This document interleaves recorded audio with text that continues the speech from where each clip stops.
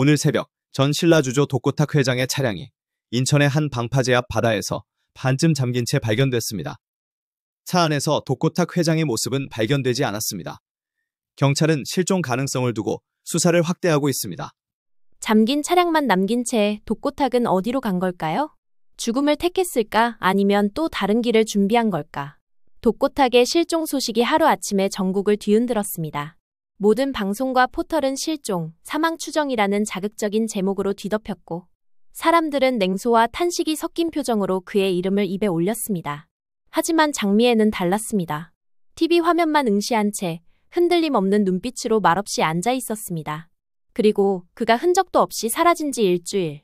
지금부터 그날 밤 독고탁이 사라진 진짜 이유와 그가 감춘 마지막 선택의 비밀을 전해드립니다. 사실 모든 것은 독고탁이 벼랑 끝으로 몰렸던 그 순간부터 시작되었습니다. 연일 이어진 검찰 조사로 독고탁은 방에 들어서자마자 힘없이 몸을 눕혔습니다. 무거운 숨을 몰아쉬는 그의 모습은 그동안 보여주었던 거침없는 언행과 냉정함을 찾아볼 수 없었습니다. 세리는 문가에 서서 그 모습을 한참 지켜보다 손끝으로 무릎을 꼭 움켜쥐었습니다. 아빠, 낮게 부른 목소리 뒤로 말이 이어지지 않았습니다. 세리는 조용히 그의 곁에 앉아 오래도록 자리를 지켰습니다. 잘못의 대가라는 걸 알면서도 차마 외면할 수 없었습니다. 반면 독고탁은 여전히 신라주조 대표 자리에서 해임된 걸 도저히 납득하지 못했고 속에서 끓어오르는 분노와 억울함이 좀처럼 가라앉지 않았습니다. 회사 성장을 이끌었다는 자부심이 강했던 그는 그 공로가 무시된 채 내쳐진 현실이 배신당한 것 같은 깊은 상처로 다가왔습니다. 독고탁과 떨어져 호텔에 머물고 있는 장미애의 마음도 편치 않았습니다. 셀이 아버지이자 여전히 남편인 그의 곁을 지켜주고 싶은 마음이 들었습니다. 그녀는 조용히 집에 들러 음식을 챙겨두고 셀이에게 아빠를 잘 보살펴달라 당부한 뒤 조용히 돌아갔습니다. 검찰 조사가 이어지며 점점 벼랑 끝으로 몰린 독고탁은 드디어 마지막 결단의 순간이 다가오고 있음을 느끼고 있었습니다. 구속을 피할 수 없다는 현실을 직감한 그는 장미애가 머물고 있는 호텔 라운지로 그녀를 불러냈습니다. 지친 기색이 역력해진 독고탁은 한때의 날카로움을 잃은 채 곧 단호한 목소리로 말을 이었습니다. 대표 자리도 뺏겼는데 검찰의 구속까지 되면 난 이제 끝장이야. 자존심 하나로 버텨온 삶이 무너지고 세리 앞에서도 아버지로서의 모습을 지킬 자신이 없다는 두려움이 몰려왔습니다. 장미애는 독고탁을 바라보며 조용히 입을 열었습니다. 여보, 검찰에서 당신 죄를 모두 인정하고 결과를 받아들이세요. 지금은 그게 최선이에요. 독고탁은 마치 오래 고민한 결심이 섞인 듯한 씁쓸한 웃음이 입가에 번졌습니다. 장미애는 한숨을 삼키며 다시 말했습니다. 그리고 세리와 범수 두 사람 더 이상 막지 말고 인정해주세요. 세리 행복을 위해 이제는 우리가 놓아줄 때예요. 독고탁은 고개를 들어 무겁게 한마디를 내뱉었습니다. 너처럼 예쁜 딸, 웬만한 놈한테 주고 싶겠냐? 그 말 속에는 세리를 향한 아빠의 마음과 함께 여전히 장미애를 향한 애틋함이 묻어 있었습니다. 독고탁은 서류 뭉치를 던져주며 일어섰습니다. 그 서류에는 독고탁이 몰래 챙겨온 지분 관련 문서들이 들어 있었습니다. 장미애는 서류를 받아들고 의아하게 물었습니다. 이걸 왜 나한테 주는 거예요? 독고탁은 시선을 피하며 짧게 얼버무렸습니다. 혹시 모를 때를 대비한 거야. 그냥 가지고 있어. 그 순간 장미애는 설명할 수 없는 서늘한 불안을 느꼈습니다. 그날 밤 독고탁의 짧은 전화 한 통이 그녀를 더 깊은 불안 속으로 몰아넣는 듯 했습니다. 당신, 나 만나서 고생 많았어. 이제 마지막이다. 그의 목소리는 담담했지만 그 안에는 무너진 현실에 대한 체념과 마지막 결심이 묻어 있었습니다. 장미애는 거칠게 숨을 고르며 말을 이었습니다. 그 말하려고 나한테 전화한 거야? 마지막은 무슨 마지막이야. 당신 죽으러 가? 독고탁은 대답 없이 전화를 끊고 허탈하게 웃으며 낮게 중얼거렸습니다. 죽으러 가는 건 아닌데 그래도 살짝 졸린다 미애야. 독고탁은 허탈하게 숨을 내쉬었습니다. 독고탁의 머릿속으로 분노와 억울함 그리고 설명할 수 없는 허탈감이 한꺼번에 몰려와 가슴을 짓눌렀습니다. 대표 자리에서 밀려나고 구속의 기로 앞에 선 지금 더 이상 자신을 지탱해줄 자존심조차 남아있지 않았습니다. 결국 그는 잘못된 판단을 내렸습니다. 모든 감정을 억누르지 못한 채 차라리 세상에서 사라지고 싶다는 충동에 사로잡혔습니다. 깊은 밤, 인천 항구로 차를 몰고 간 그는 차를 방파제 끝까지 이동시킨 뒤 브레이크를 풀었습니다. 검은 파도 속으로 차가 서서히 미끄러져 들어갔습니다.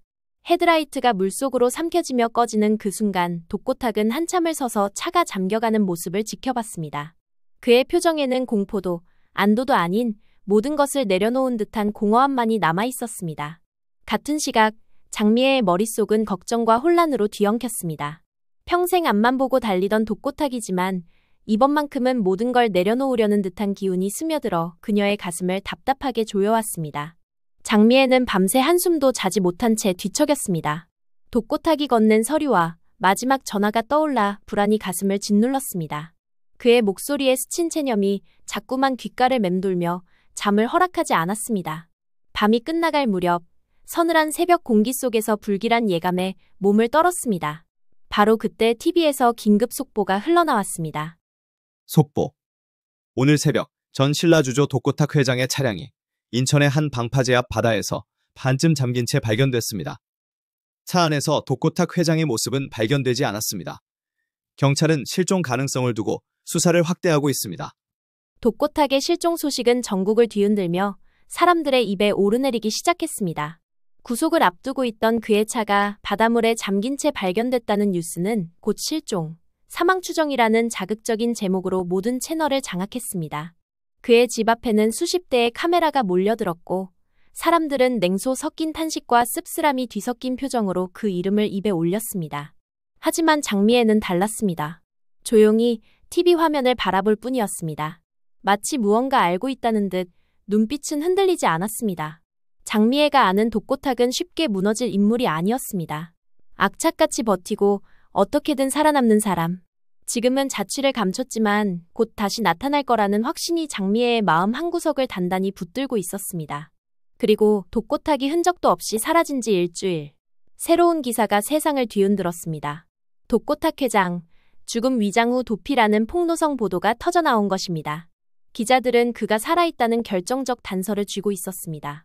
그 단서에는 독고탁이 죽음을 위장하며 빼돌린 자금의 일부가 세리와 장미애의 이름으로 된 차명 계좌로 흘러갔다는 내용이었습니다. 장미애와 세리는 하루아침에 공범으로 몰렸습니다. 세리는 사람들의 시선 앞에 서지 못했습니다. 독고탁의 비자금을 가족이 관리했다는 자극적인 헤드라인이 연일 보도되며 그녀를 범죄자의 딸이자 공범으로 몰았습니다. 검찰은 이틀 만에 두 사람을 긴급 소환했습니다. 세리는 눈가가 붉어진 채 오범수를 찾아왔습니다. 아빠가 남긴 계좌 때문에 엄마와 내가 공범으로 몰리고 있어요. 우리가 아니라는 걸 말해도 아무도 믿지 않아요. 모두가 우리를 범죄자로 봐요. 오범수는 아무 말 없이 세리를 안아주었습니다. 그녀를 지켜주고 싶었지만 막상 무엇을 해야 할지 생각이 엉켜만 갔습니다. 회사 내부 자료나 계좌 기록에는 손댈 방법조차 없었고 억울한 세리를 위해 뛰어들고 싶어도 그럴수록 더 큰 위험에 휘말릴까 두려웠습니다. 세리를 지켜야 한다는 마음과 잘못된 선택으로 그녀를 더 힘들게 할 수도 있다는 두려움이 오범수의 가슴을 동시에 짓눌렀습니다. 세리를 집까지 바래다 준 뒤 오범수는 무거운 마음으로 집으로 돌아왔습니다.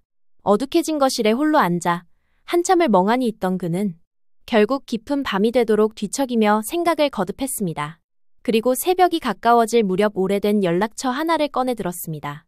대학 시절 가장 의지하던 친구였던 강도연.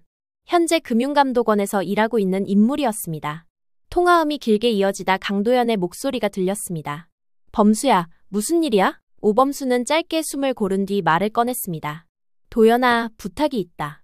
독고탁 회장의 차명계좌 독고세리와 장미의 여사 이름으로 되어 있지만 실제로 그들이 움직인 돈이 맞는지 확인해 줄 수 있겠냐? 잠시 침묵이 흐른 뒤 도연의 낮고 차가운 목소리가 이어졌습니다. 범수야, 내 사정은 이해하지만 이건 수사 중인 사건이야. 내가 개입했다는 게 알려지면 너 교수직 내려와야 할 수도 있어. 오범수는 한참을 침묵하다 결심이 선 듯 단호하게 말했습니다. 세리가 아무것도 모르는데 아버지 죗값까지 뒤집었을 수는 없어. 내가 잃을 게 있더라도 두 사람만큼은 지켜야 돼. 부탁한다, 도연아. 강도연은 처음엔 단호히 거절했지만 오범수의 절박함과 세리를 향한 애타는 마음에 결국 마음이 흔들렸습니다. 강도연의 도움으로 세리를 위한 길이 열리기 시작했습니다. 며칠 뒤 오범수는 강도연으로부터 두툼한 서류 봉투를 받았습니다. 봉투 안에는 독고탁이 차명계좌를 조작하며 세리와 장미애의 이름을 명의도용 형태로 사용했다는 증거와 그 계좌의 실소유주가 독고탁 본인이라는 사실이 명확히 기록된 문서가 들어있었습니다. 오범수는 강도연에게 받은 증거 서류를 언론 앞에서 공개하며 검찰에 공식 제출했습니다. 기자들은 일제히 플래시를 터뜨렸고 현장은 술렁였습니다. 범수의 증거 제시는 완벽했습니다. 계좌의 개설 경위부터 자금의 출처 그리고 실제 거래 내역까지 모든 것이 독고탁 혼자의 소행이었음을 명확히 보여주었습니다. 결국 검찰은 세리와 장미애를 더 이상 조사할 명분이 없다고 판단해 즉시 조사 방침을 철회했습니다. 여론도 단숨에 뒤집혔고 두 사람을 향한 따가운 시선은 서서히 사라지기 시작했습니다. 차명계좌 의혹을 벗어난 장미애는 이번엔 독고탁을 찾기 위해 움직였습니다. 그가 사라지기 전 건넸던 서류 뭉치를 다시 확인하던 중 한 장의 메모를 발견했습니다. 미애야, 내가 없을 동안 세리 잘 부탁해. 지금은 잠시 떠나지만 곧 돌아올게. 미안하다. 이 말에는 독고탁이 신라주조를 어렵게 여기까지 키워낸 지난 시간과 무너진 현실 속에서도 가족에게 남긴 마지막 위안이 묻어 있었습니다. 장미애는 이 메모를 보며 그가 사업을 시작하던 초기에 자주 찾던 인천의 한 항구를 떠올렸습니다. 장미애는 편지를 움켜쥔 채 곧장 항구로 향했습니다. 차가운 바닷바람이 스치는 부두를 끝까지 걸었지만 그 어디에서도 독고탁의 흔적은 찾을 수 없었습니다.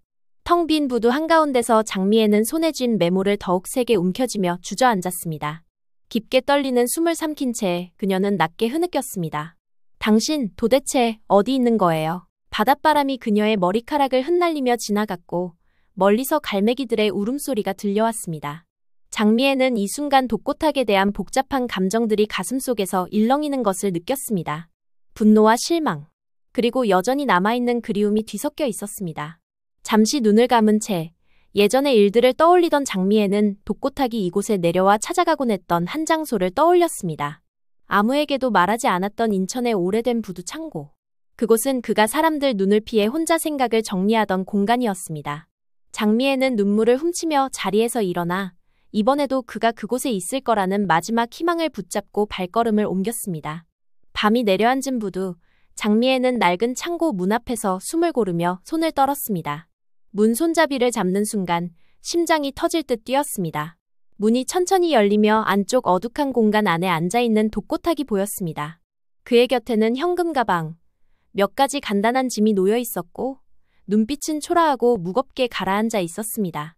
장미애는 조용히 그를 바라보다 입을 열었습니다. 이렇게 떠나서 숨어버리면 세리하고 나는요? 독고탁은 시선을 피하며 낮게 대답했습니다. 사람들 앞에 다시 설 자신이 없었어.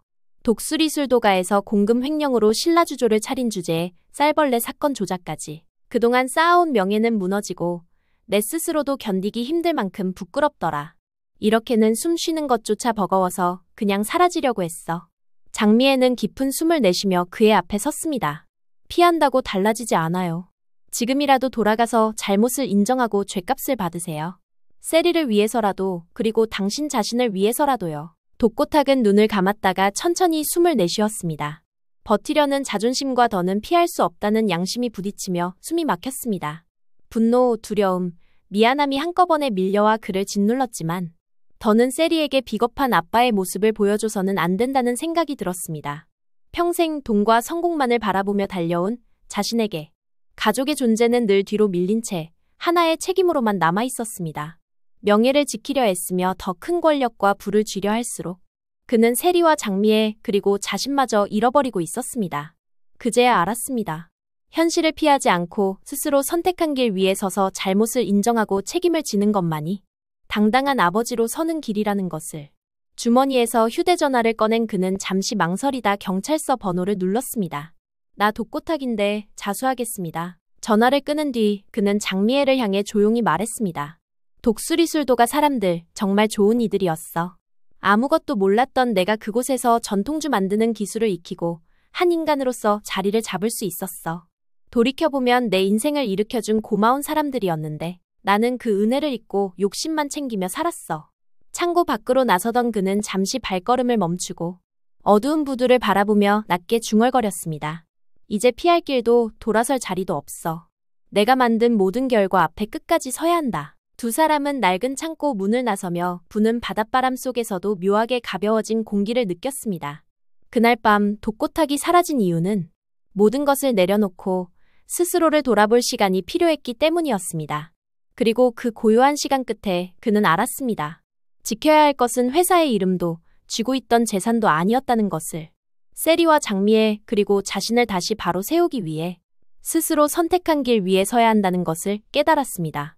그 길은 회피가 아니라 잘못을 인정하고 책임을 지는 길이었습니다.